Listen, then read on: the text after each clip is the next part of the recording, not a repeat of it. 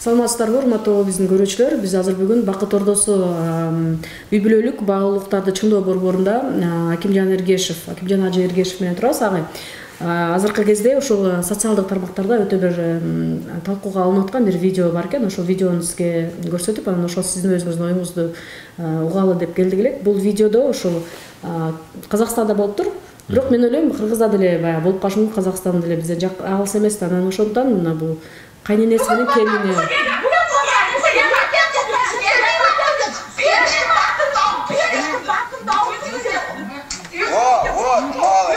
Вот, енді вот.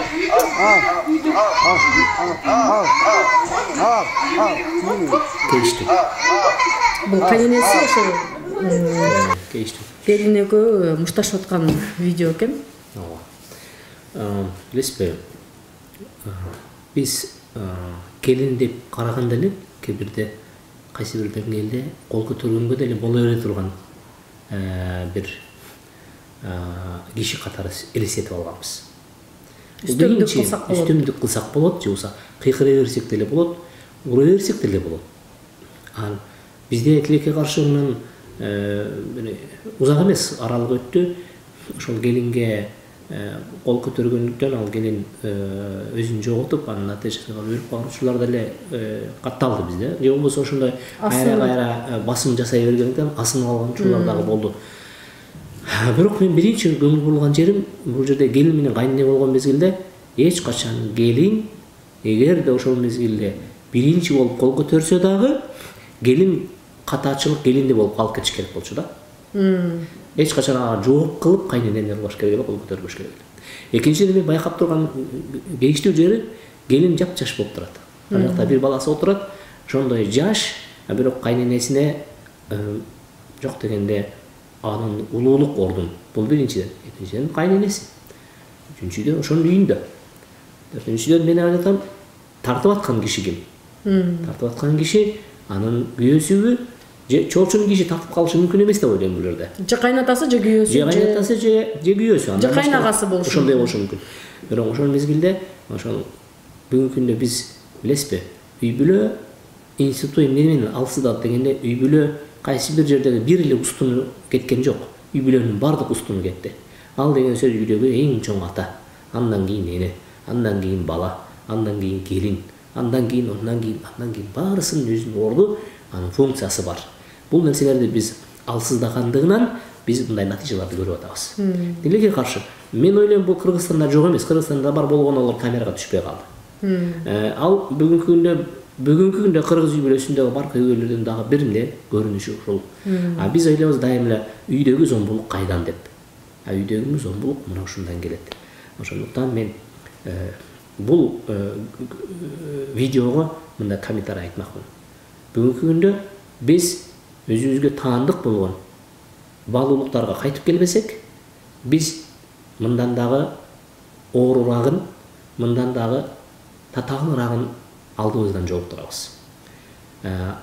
Эгерде биз эртеңки күнү балабыздын, кызыбыздын ушундай бир көйгөй ичине капталып, кептелип, натыйжада ал үй бүлөсүнөн, бала бакырасынан ажырап, же болбосо деги эле биздин коомдогу кайсы бир дагы бир көйгөйдү жараткан инсанга айланбасын десек, анда биз ата бабадан калган, динибизден калган баалуулуктарга кайтып келүүбүз керек болот. Мен бул жерде дагы бир маселе, бул жаш баласын көз алдында болуп аткандыгы Эң туура айтасыз. болуп атат. Анан эртең эле ошол эле келинге өзүнүн келини мына ушундай акыбалга жеткирип коюшу мүмкүн. Анткени бала ошону көрүп отурат, анан билесизби, эгерде катачылык келинде бар болгон болсо, ал келин баласына алып берген келиндин колунан ошондой таякты көрөт. Ошондой кордукту көрөт. Себеби дегенде арабтарда кама тадину тудан дейт. Кыргыздар эмнени эксиң, ошону жыйнайсың деген сөз бар. Ал келин өзүнө ылайык нерсени себип атат. Биз тарыхта көрүп келебиз. Келиндерибиз кайненелерине кызмат кылган мезгилде узак жылдарга чейин кызмат кылып, алардын батасын алып, алардын ыраазычылыгына жетип, бирок узак жылдардан кийин ошол келиндин бапырап, байбиче болуп, ошондой бир баар таап, бардык тегеректегилердин алкоосуна алкышына ээ болгондорду көрүп келебиз да. Чындап келген учурда турмуш бул өзү күрөш да. Күрөшкө келген учурда биз кайсы бир өзүбүздүн алсыздыгыбыз менен ал жерден жеңилип калбашыбыз керек. Дагы бир маселе агай, бул тартып аткан эркек, эгер ал ошол келиндин күйөөсү болсо, кандай өзүн кандай кылыш керек? Мисалы, бул жактан апасы, бул жактан аялы. Бул жерде мен байкашымча бул чоочун эмес биринчиден. Үй бүлө мүчөсү. Чоочун болсо, бул чылкы акмак. Себеби дегенде чоочун биринчиден жат үйгө кирбеш керек эле. Болгондо дагы башка жат чоочун үй бүлөнүн көйгөйүнө аралашпаш керек эле. Аралашып калган болсо дагы көзүндөгүсүн сууруп таштап, ал нерсени көрбөй коюш керек эле. Эгерде бул ошол үй бүлөгө тиешелүү киши болгон болсо, бул эки чылкы акмак. Себеби дегенде бул эркек деген үйдүн ичиндеги болгон көйгөйдү эмнеге жалпы коомчулукка чыгарат. Кайсы бир үй бүлөдө бүгүн көйгөй жок жашаган үй бүлө барбы дегенде бардык үй бүлө көйгөй бар. Эмне үчүн ошол нерсени сүйлөп чыгыш керек эле. Ошондуктан мен мүмкүнчүлүктөн пайдаланып айтат элем, урматтуу эркектер. Эгер кайсы бир жердеги бир чоң көйгөйгө күбө болуп калсаңыз, же болбосо ошол көйгөйдү үйдүн ичиндеги тартып калуу мүмкүнчүлүгү колуңузга түшүп калса, аны сиз ошол өзүңүздүн чөнтөгүңүздөн, өзүңүздүн көзүңүздөн берип чыгарбаңыз. Себеби дегенде аны менен сиз көйгөйдү чечип калуу мүмкүнчүлүгүнө ээ болбойсуз. Тескерисинче көйгөйдү кайра көбөйтөсүз. Эми агай, ушундай ситуация болду, мисалы бир үй бүлөдө ошол бул трагедия десек болот, бир үй бүлөнүн трагедиясы. Эми ушул трагедия болду, бүттү. Эми ушундай сыяктуу үй бүлөлөр да бизде Кыргызда деле бар болушу мүмкүн, баягы кайната кайнене, келин кайнене бири-бири менен тил табыша албай аткан учурлар. Ушул маалда эми ситуациядан кантип чыкса болот? Билесизби?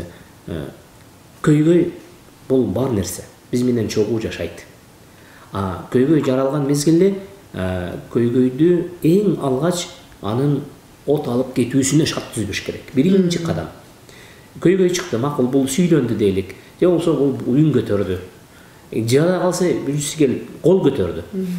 Бирок ошол нерсеге кол көтөргөн учурда дагы ага жооп кайтарып, ал нерсени кайра күчөткөндүн ордуна аны басаңдаткандын аркасын тийишибиз керек.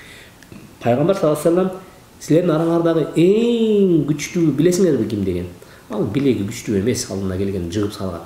Ал ачуусу келген мезгилде өзүнө ээ болуп башкара алган адам күчтүү деген. Бул эмне дегенде, чындап эле келгенде ар бирибизде бүгүнкү тил менен айтканда нерв бар да, туурабы? Нервденген учурда биз эмне кылып баарын унутуп калып эле эмне кылабыз? Баягы өзүмдөгү балган үнүмө, күчүмө, жанымда турган бир буюмга таяна калып туруп эмне кылам? Жооп берүүгө аракет кылам. Бирок бул күчтүүлүктүн белгиси эмес.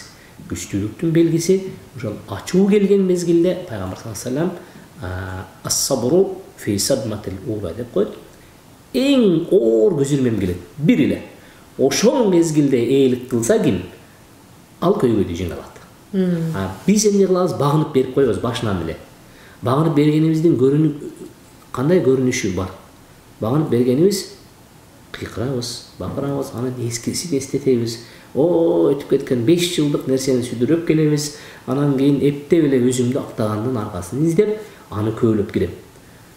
Мына бул Өзбекстанда жашаган шейх Мухаммад Садык Мухаммад Салих Мухаммад Сыдык чоң алым өткөн ошол киши өзүнүн жакшы бир сөзү бар да. Башка бирөөнү ылай менен булгайм деп аракет кыла бербе. Сен ылай кылышың мүмкүн, аны ылай менен урам дей бербе. Бирок сага тийип калышы да мүмкүн, тийбей да калышы мүмкүн. Бирок сенин колуңда сөзсүз түрдө ылай боюнча калат.